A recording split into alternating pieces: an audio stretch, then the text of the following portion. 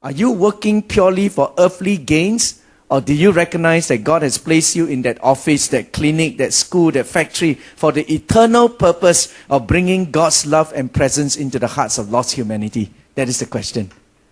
If you say that I work just to get my paycheck, you missed it already. If all you work for is to get that pay at the end of the month, we missed it. Or do we realize that there's an eternal purpose? What is the focus of our heart? So whether you're a pastor, a lawyer, a doctor, or a mechanic, the question remains, what is the focus of your heart? Is it on things temporal or things eternal? And let me suggest something to you. The secular, so-called secular, can become spiritual when your focus is eternal. But the spiritual can also become secular if the focus is temporal. Do you understand what I'm saying? If what you do, you consider secular, but you do it with the right focus, it can become spiritual. That which is spiritual, if you do it with a temporal focus, it becomes secular. For example, if I were to tell you, why do you preach, Benny? Oh, I preach that I can get money. I need to make a living. If I tell you that, how do you feel? You won't like it, right? If I tell you I preach just to get my money so that I can feed my family, guess what? I'm doing a spiritual thing, but I turn it into something secular. Why? Because of the focus of my heart.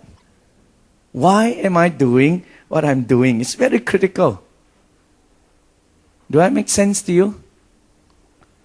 So it is not the fruit of our labor, but it is the focus of our heart that God is looking at. So my challenge to you, my brothers and sisters in the marketplace, recognize this, that your pulpit is your workplace.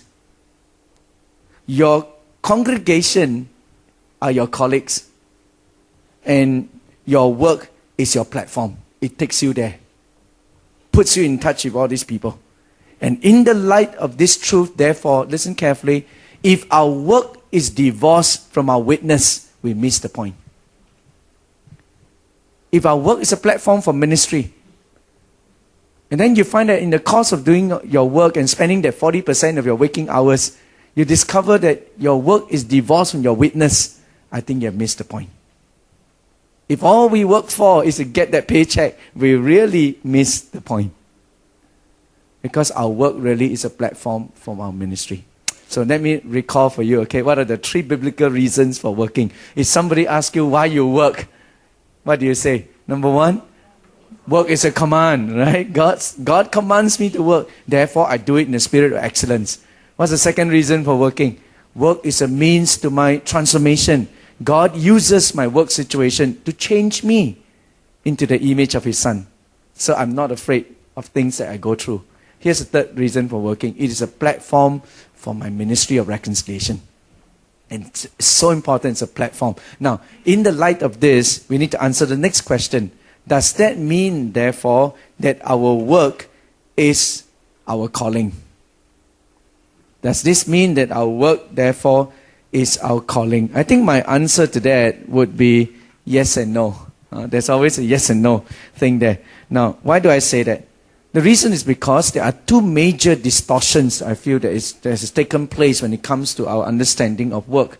Let me put it in terms of a pendulum. Okay? Two extreme pendulum swing. Okay? On one hand, we have what I would call the Catholic distortion. Os Guinness talks about this, Catholic distortion. Basically, what the Catholic distortion is that during the time of the Catholic Church, they basically exalted the spiritual. Okay, because the Catholics kind of divide the world into 2 groups of people. One group is those who have devoted themselves to the contemplative life.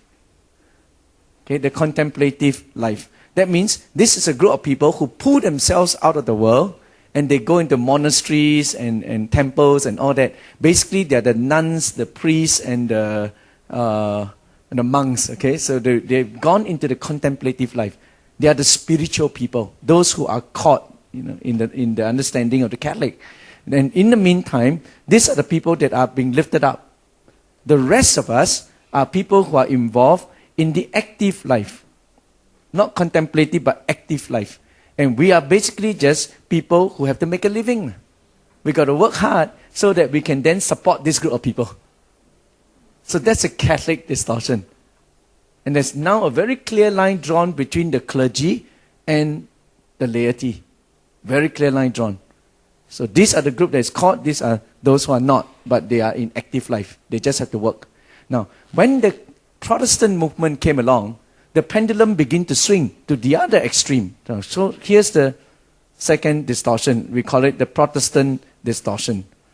Now, basically, when John Calvin came along, what he did was he wanted to reverse this work, this thing that is going on. So what he did was he exalted the secular above the spiritual. And it became another extreme. Okay? It was John Calvin who first said to us that our work is our calling. Our work is our calling.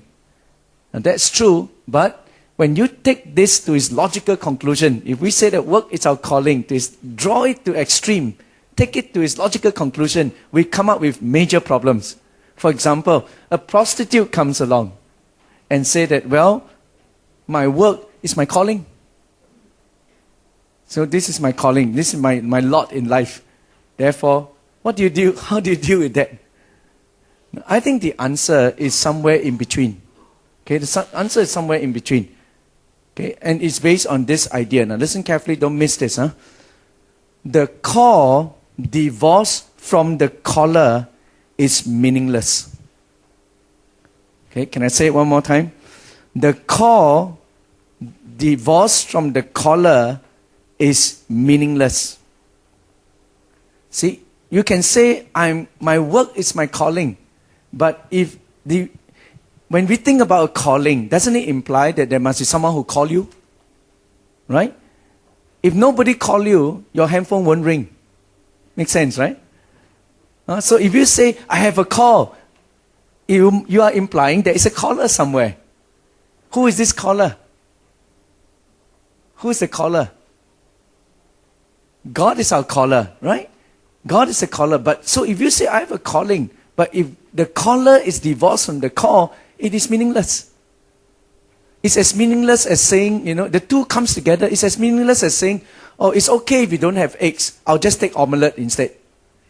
It doesn't make sense, right? The two comes together. So the call divorced from the caller is meaningless. So what am I saying? What I'm saying to you is this. If God is not the focus, then our work is simply something we do for a living. In fact, in the thick of the strong Protestant work ethics that we are living in today, work has almost replaced God as God. Do you realize that? We say our work is our calling. That's true. That's provided in your work. God is still the focus. If you take God out of your work, then your work is simply a means to make a living. See, and in our strong Protestant work ethics, we work so hard that actually our work has almost replaced God, as God Himself. And the danger is when Christians begin to use this idea of my work is my calling to justify their drivenness. We say my work is my calling, therefore they are driven in their work. They give everything to their work until their work actually displays God, from the throne of their heart. Then you guess what? If the caller is not there, it's no longer a call. Are you with me? See, and our work therefore becomes our idol. And that can apply whether you're a plumber or you're a preacher. It applies. Oswald Chambers, the ones who wrote My Utmost for His Highest, he once made this statement. He says, beware of anything that competes with loyalty to Jesus Christ. The greatest competitor of devotion to Jesus is service for Him.